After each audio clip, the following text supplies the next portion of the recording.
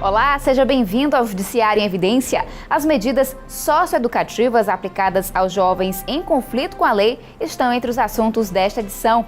Veja ainda a atuação da Justiça Cearense na Semana Nacional do Júri e começa a última etapa do 4º curso de formação inicial de juízes substitutos.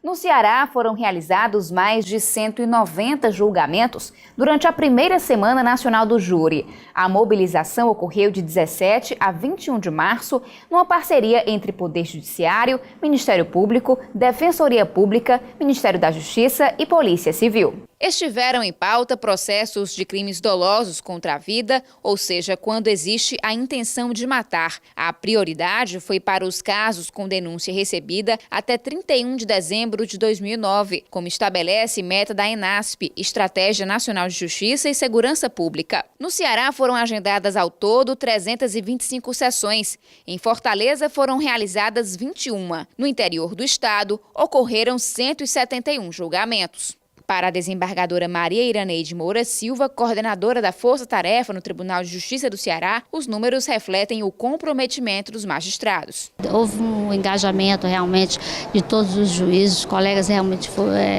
bem dispostos, tanto da capital como do interior. Se é a primeira semana, eu avalio de modo positivo, porque além de diminuir o acervo dos processos, dos crimes dolosos contra a vida, ele combate a impunidade. A conselheira do CNJ, Luísa Cristina Franchaisen, ressaltou que a Semana do Júri visa sensibilizar o sistema de justiça para a importância de dar celeridade ao julgamento de crimes dolosos contra a vida. A iniciativa deve se repetir nos próximos anos. O que o CNJ vai fazer? Ele vai fazer esse levantamento geral para que a gente possa verificar dentro do CNJ quais as medidas de melhoria do júri.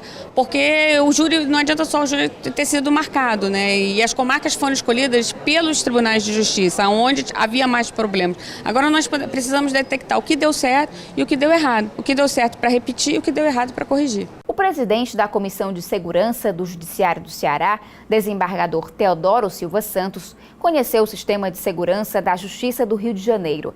A visita foi no dia 17 de março e, segundo o desembargador, o objetivo é implementar melhorias no modelo de proteção do Tribunal Cearense. Teodoro Silva Santos esteve acompanhado do chefe da assistência militar do TJCE, tenente-coronel César Campelo. Eles foram recebidos pela presidente do TJRJ, desembargadora Leila Maria Ribeiro Mariano, e pelo diretor-geral de Segurança Institucional, Francisco Costa Matias de Carvalho. A SMEC, Escola Superior da Magistratura do Ceará, iniciou a última etapa do 4º curso de formação inicial de juízes substitutos.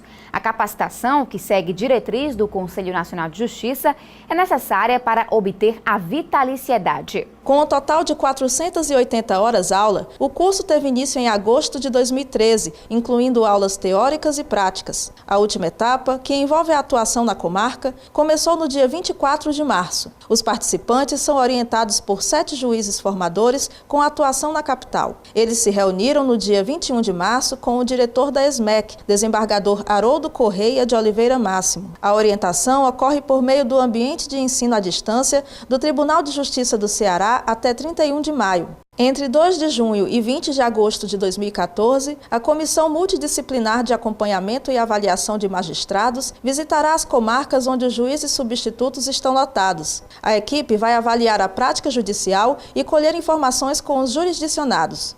No próximo bloco, a gente fala sobre as medidas socioeducativas aplicadas aos jovens em conflito com a lei. O Judiciário em Evidência volta em instantes. Neste mês de março, foi realizado no Tribunal de Justiça do Espírito Santo o Encontro Nacional do Sistema Socioeducativo. Um dos participantes foi o juiz Manuel Clístenes de Façanha Gonçalves, titular da 5ª Vara da Infância e da Juventude de Fortaleza. A unidade é responsável pelas medidas socioeducativas aplicadas aos menores de 18 anos acusados de atos infracionais. O juiz Manuel Clístenes é o nosso entrevistado. Seja bem-vindo. Muito obrigado. Doutor Manuel Clístenes, que orientações saíram desse encontro no Espírito Santo? Nesse encontro do Espírito Santo, que foi promovido pelo Conselho Nacional de Justiça, o CNJ, né, saíram mais informações e trocas de experiência do que propriamente orientações, né? Agora foram coisas bastante interessantes, a gente viu experiências exitosas e experiências que não deram muito resultado, né? E a gente pôde avaliar, né, a situação do Ceará em relação a esses outros estados, né? O que a gente percebe é que cada estado, né, tem uma realidade criminal juvenil, né, semelhante à nossa, né, mas cada estado trata essa situação de uma forma diferente. Aqui no Ceará, a gente ainda está precisando ter, assim, que eu percebi em relação a outros estados que estão à frente, todos os órgãos que tratam, né, com a infância e juventude, eles ficam mais interligados, né? E isso facilita muito o trabalho, né, o trabalho do judiciário. Quem participou do Encontro Nacional do Sistema Educativo? O pessoal do CNJ, né, os principais integrantes do CNJ que fazem parte desse sistema, né, o sistema juvenil, né?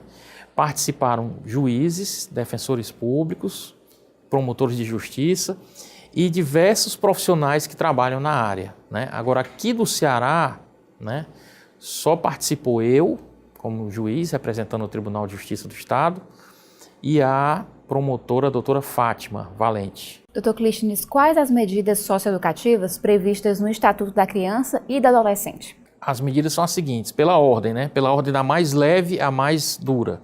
Advertência, prestação de serviço à comunidade, liberdade assistida, semi-liberdade e internação. E quando a internação é necessária? De acordo com o Estatuto da Criança e do Adolescente, a internação só pode ser decretada em atos infracionais semelhantes a crimes violentos, tá certo? Como, por exemplo, roubo, latrocínio, homicídio, né? E em atos infracionais repetidos, em jovens que repetem várias vezes os atos infracionais.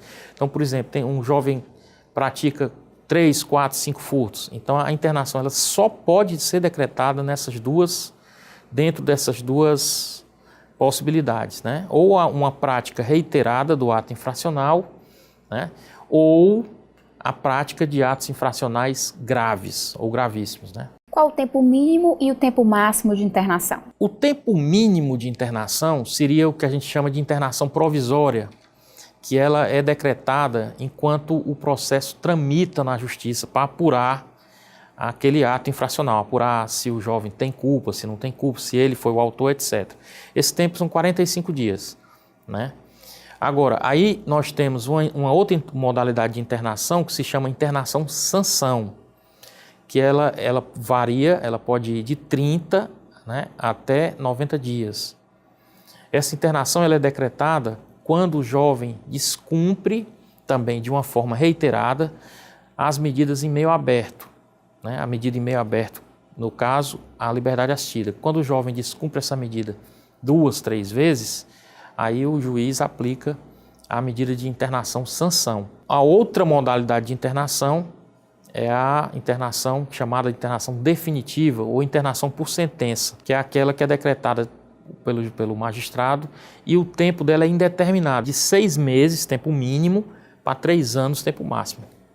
Doutor Clístenes, pela experiência que o senhor tem como juiz da área, muitas pessoas se aproveitam que têm menos de 18 anos para cometer atos infracionais? Eu diria que há 2 aspectos nessa pergunta. Um primeiro aspecto é o seguinte, há realmente jovens, eu já pude constatar isso pela experiência própria, né, de que jovens que realmente praticam atos infracionais por acharem, por acreditarem, né, aliás, até por não acreditarem nas medidas do ECA, né?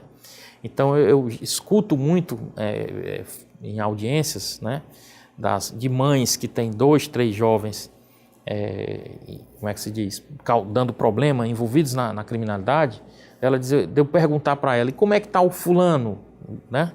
Aí elas respondem assim, mais ou menos assim, não, o fulano ele se ajeitou, ele fez 18 anos, né? Quer dizer, enquanto ele tinha a menoridade, ele dava trabalho, vamos dizer assim, entre aspas, e depois que ele completou a maioridade, Aí ele resolveu mudar. E o outro componente é o componente do indivíduo que utiliza o jovem para a prática de delitos que tem penas severas para os maiores, né? Então, muitos jovens, inclusive, não são nem os autores desses atos infracionais e assumem a autoria para poder beneficiar um maior de idade. Isso aí a gente vê diariamente. Então, o estatuto, né, até pela própria nomenclatura, isso inclusive foi tratado nesse encontro, né, 2 ou 3 palestrantes comentaram que a nomenclatura do ECA está equivocada, porque é uma nomenclatura que não transmite respeito, é uma nomenclatura que não transmite, vamos dizer assim, não transmite para a sociedade a crença de que haja alguma punição para o jovem, quando na verdade há. Aí você me pergunta, que nomenclatura seria essa? Por exemplo, em vez de prisão se usa internação, em vez de presídio se usa centro educacional, em vez de cela, que é o local onde a pessoa fica, né, presa, né, se usa dormitório, né? Em vez de solitária, que é usado em presídio para aquela pessoa que tem um mau comportamento, se usa reflexão. Então, assim, se a gente começar a tratar aqui os nomes, vão sair vários outros nomes, assim, eufêmicos, né, nomes, assim, delicados, que fazem com que a população imagine que não vai acontecer nada com aquele jovem. Mas né? na prática é diferente. Mas na prática é diferente. Na prática, se ele cometer, vamos falar aqui num português claro, né? Por exemplo, ato infracional, crime, né? Então, por exemplo, se ele cometer um crime, vamos falar em crime, em vez de ato infracional, um crime grave, para ficar mais fácil para a população entender, ele vai pegar uma medida de internação e ele vai ser preso. Vai ficar preso, o local onde ele vai estar é igual a uma cela de um adulto, né? Agora, no centro educacional, há uma série de atividades que deveriam haver para os adultos também, mas não há, né? Há uma série de atividades com o objetivo de ressocializar aquele indivíduo, né? Essas atividades são as atividades esportivas, educacionais, né, culturais, atividades de lazer. E de trabalho também, né? De trabalho, nós temos várias empresas parceiras, né, que têm unidades dentro dos centros educacionais. Então, o diferencial do jovem para o adulto é basicamente o tratamento do presídio, entre aspas, do jovem, do presídio juvenil, é um tratamento melhor, né? Ele tem, por exemplo, ele tem 6, 7 alimentações por dia, o presídio do maior são 3, mas ele fica privado de liberdade. E isso é que a população não enxerga, não vê. Imagina que não acontece nada com o adolescente, quando na verdade o adolescente é de fato penalizado pelo que ele faz de errado. Dr. Clístenes, a droga contribui para o agravamento da violência? A gente observa que de 2006, por aí, quando o crack passou a ser uma espécie de epidemia, né, nas cidades brasileiras, né, e já alcançou todos os municípios do Brasil, né, inclusive do interior, então houve uma explosão de violência. Por quê? Porque o indivíduo, assim que ele começa a se drogar, assim que ele começa a utilizar aquele entorpecente, né, ele desenvolve a dependência química. É praticamente imediato aquilo ali, né? Aí o que acontece? Ele se obriga, porque aquela primeira droga que ele adquire, aquela primeira quantidade, muitas vezes até é dada, né? Ela é barata, né? Então, por exemplo, uma pedra de crack, né, custa aí pelas esquinas aí R$5. Então, dá aquela falsa sensação de que a droga é barata. Só que como o efeito dela passa muito rápido, então o indivíduo se obriga a ter dinheiro para comprar cada vez mais aquelas pedras de crack, por exemplo, ou saquinhos de cocaína, por exemplo, né? Então ele precisa, para manter um vício, de 100, 200, 300 reais por dia para conseguir manter aquele vício. A única maneira que ele tem, o indivíduo da classe humilde, a única maneira que ele tem é de entrar no mundo do crime, né? Então ou ele sai para roubar, ou ele se alia ao tráfico, né? E passa a ser um mini traficante de droga, e aí nessa qualidade ele passa a ser também um agente multiplicador, porque aí ele para para ele, vamos dizer, aumentar, entre aspas, a clientela dele, ele vai cooptar os colegas, cooptar os amigos, os vizinhos, né? E isso provoca uma reação em cadeia, né? Que está transformando o nosso quadro hoje, o quadro, vamos dizer assim, o quadro brasileiro, numa situação de difícil reversão. Qual o papel da família para tentar mudar esse quadro? Isso é muito interessante, essa sua pergunta. Veja bem, a gente tem hoje no Brasil 2 tipos de família, eu dividiria assim. A gente tem uma família que tem uma estrutura montada, classe média ou classe alta, ela é constituída por valores sociais, valores morais, pessoas que estudaram nos bons colégios. E aí elas conseguem transmitir esses valores para esses jovens. E tem uma outra família, que é a família absolutamente desestruturada. É aquela família que você tem, a mãe ela já está com 3 ou 4 filhos, cada filho de um pai diferente. O pai abandonou todas essas crianças, a mãe é drogada ou presidiária, o pai é presidiário ou alcoólatra, bate na mãe das crianças. Quer dizer, então a criança nasce dentro desse contexto de miséria social e miséria dentro da própria residência, da própria casa, e fica sem a referência do valor. Então esse indivíduo ele é extremamente vulnerável ao tráfico. Aí você diz, mas tem também na classe média e na classe alta. Tem. Realmente a droga está espalhada em todas as classes.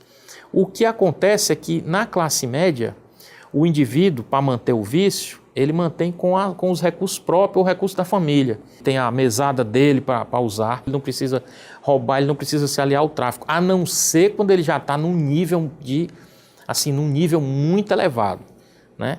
E esse jovem também da classe média, que eu estou mencionando, classe média e classe alta, ele tem em comum com o jovem da classe pobre o seguinte, a questão do abandono, que foi abandonado por um pai, né? Que foi criado só por um pai ou só por uma mãe, que a mãe ou o pai são muito focados no trabalho, né? Passam o dia trabalhando e não olham para o filho, tá entendendo? Então assim, em comum, claro que há as exceções de gente que é muito bem cuidada, muito bem tratada, e tal, e etc. E termina também por ingressar no mundo do uso da droga, né? Mas uma família bem estruturada, uma família que cuida do seu filho, que olha seu filho, que sente seu filho, né?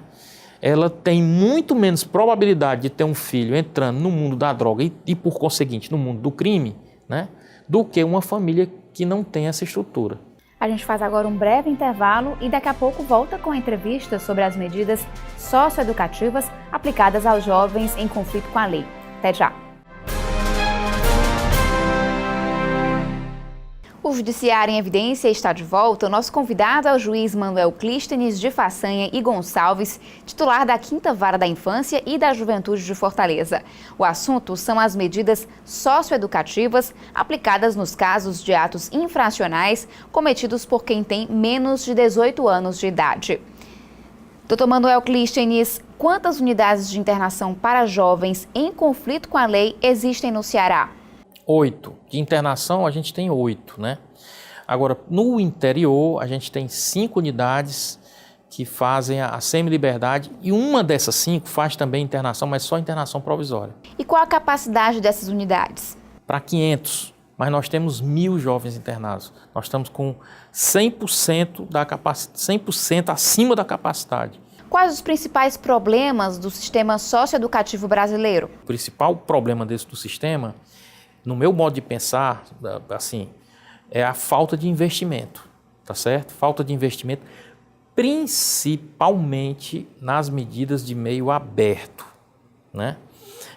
Que aí, nas medidas de meio aberto, se houvesse um maior investimento nas medidas de meio aberto, a gente teria condições de evitar com que aquele indivíduo viesse a ser internado. Só que como realmente esse investimento, né, na maioria das cidades brasileiras, né, é um investimento muito pequeno, e a rede, que eu falei aqui, que era para ser totalmente articulada, para a gente fazer um trabalho melhor, ainda é muito frágil, não digo só aqui no Ceará. Né? No Ceará a gente tem até uma interligação razoável, ainda está longe do ideal, mas vamos dizer assim, seria mais ou menos razoável. Agora, em algumas cidades brasileiras, ela simplesmente não existe, né? Então, isso compromete demais, principalmente, como eu lhe falei, as medidas em meio aberto. E aí, quando o indivíduo passa para o meio fechado, passa para o chamado sistema carcerário juvenil, né? Então aí fica bem mais complicado você tentar ressocializar esse indivíduo. A redução da maioridade penal é a solução para a redução da incidência dos atos infracionais cometidos por quem tem até 18 anos? A quase totalidade dos juristas brasileiros já se manifestaram no sentido de que a redução da maioridade não é possível no sistema constitucional brasileiro, né? Então, seria uma medida de caráter inconstitucional. Agora, aí você diz, e qual seria um caminho, qual seria uma alternativa? E isso foi discutido nesse encontro, né? 2 ou 3 palestrantes, né, se manifestaram abertamente, né, a respeito da mudança do Estatuto da Criança e do Adolescente. Eu defendo que você tem que ter 2 tipos de atos infracionais, né, que seriam atos gravíssimos e os demais atos infracionais do Código Penal, os demais, vamos dizer assim, falando um português mais claro, menos técnico, né, para as pessoas entenderem melhor, seriam crimes gravíssimos de um lado e os demais crimes de outro. Quais seriam os crimes gravíssimos? Sequestro seguido de morte, homicídio qualificado, roubo seguido de morte, estupro, né, com resultado de morte ou lesão corporal grave, e assim sucessivamente. Alguns crimes seriam considerados gravíssimos. Para esses crimes, a gente adotaria um sistema diferenciado, né, onde haveria um tempo de internação maior para esse indivíduo, onde haveriam tempos de internação tanto maior, tanto o mínimo quanto o máximo, né? Para os demais atos infracionais, permanece em vigor o ECA do jeito que está. Dr. Manuel Clístenes, que leis de outros países podem servir de exemplo para o Brasil quando se trata de jovens em conflito com a lei? Vamos pegar os países vizinhos. A gente tem exemplos aqui, tem Argentina, Chile e Colômbia, que têm legislações bem mais rigorosas do que a nossa, que prevêem prazos de internação de 7 a 8 anos, enquanto que a lei brasileira prevê um prazo máximo de 3 anos, né? Então, por um aspecto, o Brasil é um país rigoroso. Em qual aspecto? Quando o Brasil coloca a idade mínima de 12 anos. Tem muitos países, né, que essa idade mínima de responsabilidade criminal, de responsabilidade para atos infracionais, ela é acima disso, é 14 anos, ela é 15 anos em vários países. Por outro, né, quando o Brasil estipula que, a nossa legislação estipula que o prazo é de 6 meses a 3 anos, e tanto faz o indivíduo ter um crime, como ter 2, como ter 10, como ter 20, como ter 50, ele vai cumprir 3 anos no máximo de internação. Então, vou lhe dar um exemplo aqui. Nós temos no nosso sistema hoje um jovem que é acusado de 20 homicídios. No dia que ele foi apreendido, ele confessou 11. De cara, ele confessou 11 homicídios, né? Esse jovem vai ficar 3 anos internado.